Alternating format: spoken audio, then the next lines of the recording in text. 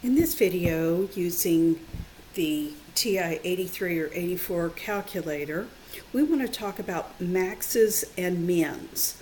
Now, sometimes a problem will differentiate between a relative max and min or an absolute max or min.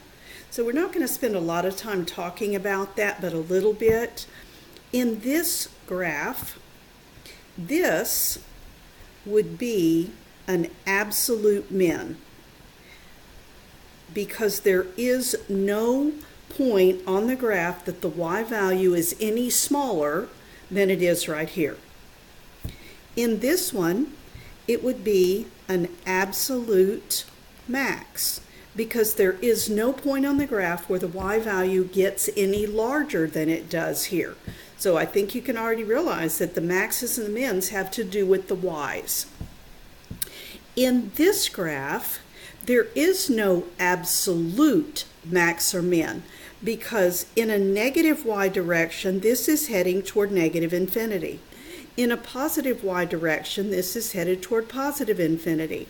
But this would be a relative max, meaning relative to the points around it, it's the top. So it's the top of a hill.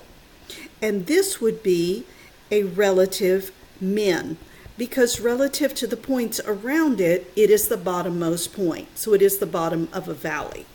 So all I want to do is show you how to find this with the graphing calculator. I'm going to start with a function y equals x squared plus 3x minus 4. This is a quadratic function. Depending on where you are in the course, that might make a lot of sense to you. And because the leading coefficient is positive, this is going to open upward. Now, it's not necessarily the way I've drawn this, but it is going to open upward, which means it has a min. So let's go to our grapher. Let's type it in. It is variable x squared key plus 3x minus a 4. I'm going to do a zoom 6 to start with. And there we go. It does look at least a little bit like what I had drawn on the screen. All right, I want to find this minimum value. To do that, I'm going to use the second of the trace key, which is calc again. Second of trace, get calc, and you see min is number 3. So I'll push a 3. Now, you do not just get close to it and press enter, enter, enter. It is not like that for maxes or mins. What you have to do is, there is a little prompt. Go to the left of it. So track along until you are to the left of the minimum on the graph. Press enter one time. Use your right arrow and go to the right of it. You're prompted to do that because it says right bound. Press enter. How far to the left and how far to the right, it doesn't matter. Just be close. Now it's going to say guess, which we're not going to do any guessing. Just press enter a third time. And there is our minimum. Depending on the rounding instructions, I would call that negative 1.5, negative 6.25. So, let's see, where did that, I thought I had it written down. I'm going to start writing and it's going to pop back up. All right, so I have y, yeah, there it is. I'm not sure what's going on with my computer that it is having fun doing that to me.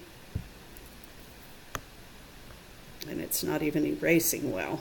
I think it's overheating. All right, so I had y equals x squared plus 3x minus 4. I had a min.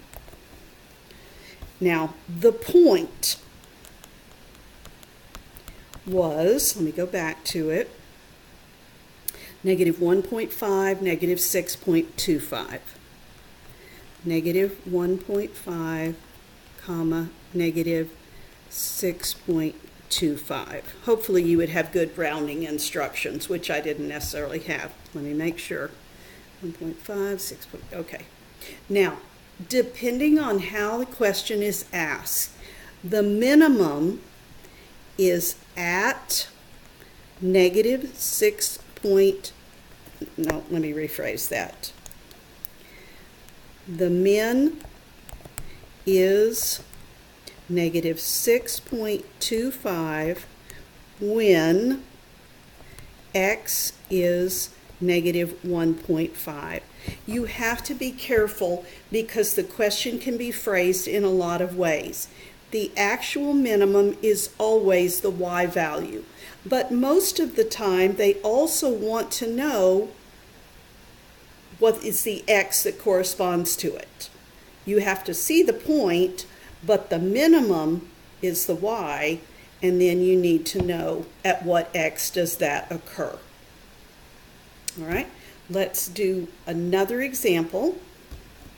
Let's suppose I have y equals x to the third minus 4x squared plus 2x minus 8. And I want to find any maxes or mins.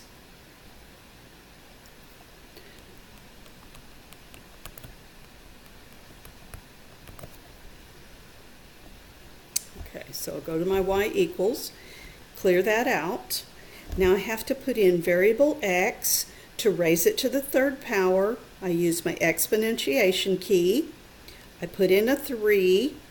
Now you have to remember to use your right arrow to get out of the exponent. I forget to do that sometimes. Subtract 4x squared. You don't have to worry about getting out of the squared.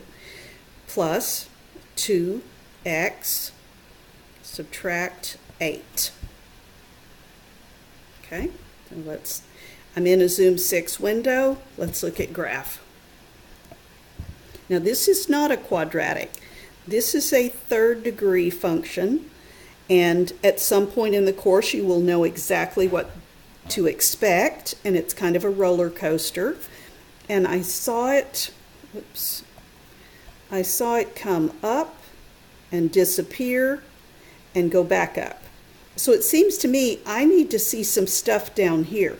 So this time in my window, I'm going to change the bottom to be, I'm going to go to y min, and I'm just going to put negative 20 instead of negative 10, so I get a better view of what's going on down there. There it is.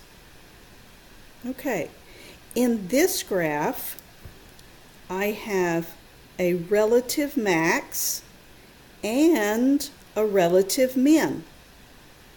Okay, so the first thing I'm going to do though is just find the ordered pairs. Then we'll talk about what's the max, what's the min, and so on.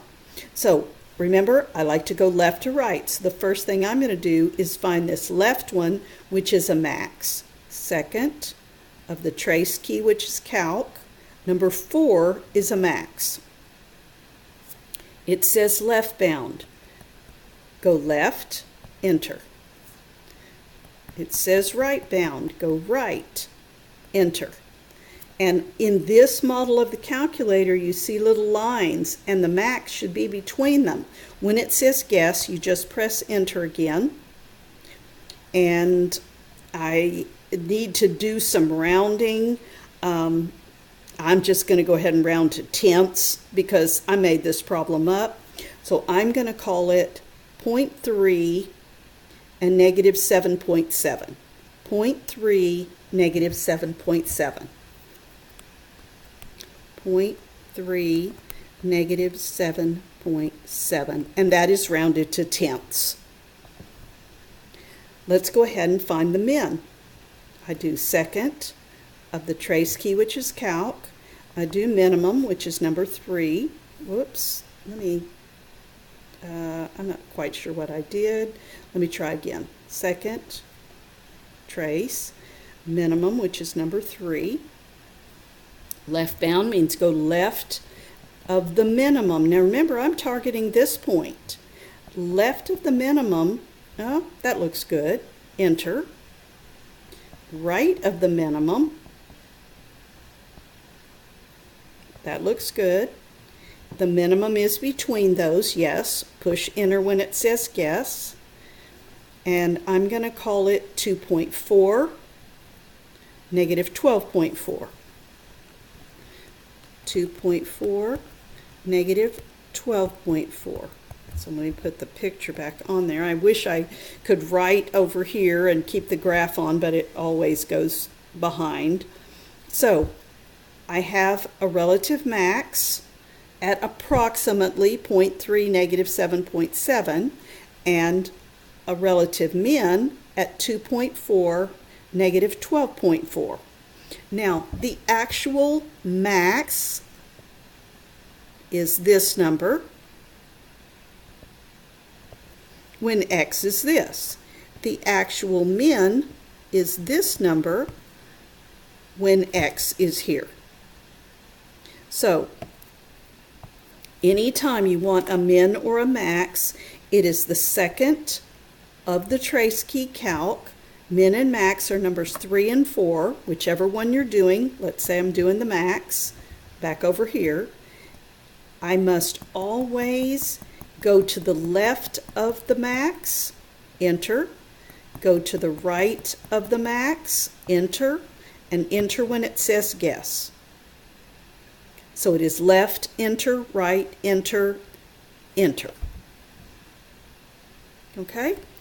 So make sure that you find under handouts, you find the useful handouts. It's a long document. It's about 26 pages, I think. And in that, though, if you will print those, you will find calculator steps. Very, very useful. Calculator steps. They are in the handout, which is in your My Math Lab course. All right? Hopefully that's helpful.